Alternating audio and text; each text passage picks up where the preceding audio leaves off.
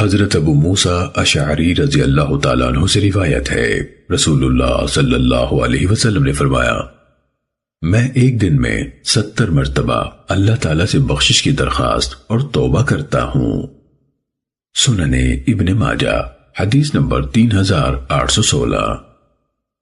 حضرت حذیفہ رضی اللہ تعالیٰ عنہ سے روایت ہے، انہوں نے فرمایا، میں اپنے گھر والوں سے درست زبان استعمال کرتا تھا، معمولی بات پر ان پر غصہ آ جاتا اور انہیں ڈانٹ چھڑک دیتا، ان کے سوا کسی سے یہ رویہ نہیں ہوتا تھا۔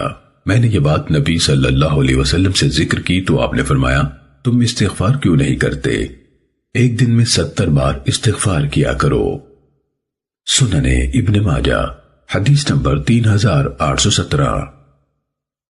حضرت عبداللہ بن بصر رضی اللہ تعالیٰ عنہ سے روایت ہے، نبی صلی اللہ علیہ وسلم نے فرمایا، مبارک ہو اس شخص کو جسے اپنے نامہ اعمال میں زیادہ استغفار ملا۔ سننے ابن ماجہ حدیث نمبر 3818۔